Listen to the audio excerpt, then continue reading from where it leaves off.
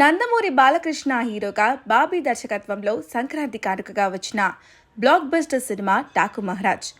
బాలయ్య కెరీర్లో highest collections రాబట్టిన సినిమాగా డాకు నిలిచింది. అంతేకాదు, వరుసగా 100 కోట్లు కొల్లగొట్టిన 4 సినిమాలు కలిగిన సీనియర్ హీరోగా సరికొత్త రికార్డ్ సెట్ చేశారు బాలయ్య. ఇక ఈ సినిమా ఫిబ్రవరి 21 నుంచి తెలుగుతో పాటు తమిళం, మలయాళం, కన్నడ, హిందీ భాషల్లో స్ట్రీమింగ్కు తీసుకొచ్చింది నెట్ఫ్లిక్స్. ఇప్పుడు నెట్ఫ్లిక్స్లోనూ సెన్సేషన్ చేస్తుంది డాకు మహారాజ్. మొదటి వారంలో డాకు మహారాజ్ 2.4 బిలియన్ వ్యూస్ రాబట్టి సెన్సేషన్ క్రియేట్ చేసింది. ఇండియాలో ఈ వారం టాప్ 10 మూవీస్లో 2వ స్థానంలో నిలిచింది డాకు. అలాగే వరుసగా 8 రోజుల పాటు 13 దేశాల్లో టాప్ 10లో ఒకటిగా ట్రెండింగ్గా ఉంది.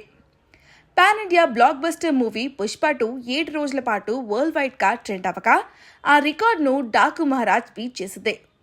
అలాగే గత వారంలో నెట్ఫ్లిక్స్లో టాప్ 10 నాన్ ఇంగ్లీష్ సినిమాల గ్లోబల్ చార్ట్లో 5వ సినిమాగా డాకు మహారాజ్ అదరగొట్టింది. ప్యూర్ కమర్షియల్ సినిమాగా తెరకెక్కిన డాకు మహారాజ్ మాస్ ఆడియన్స్ను విశేషంగా మెప్పించింది. ముఖ్యంగా మలయాళ ఆడియన్స్లో Daaku Maharaj response next level అనే చెప్పాలి. కార్తిక్ కన్నన సినిమాటోగ్రఫీకి విశేష స్పందన రాక తమన్ బ్యాక్గ్రౌండ్ మ్యూజిక్కు ఓ రేంజ్ రెస్పాన్స్ వస్తుంది. మొత్తంగా ఓటీటీలోనూ ఊచకోత కోసిస్తున్నాడు బాలయ్య.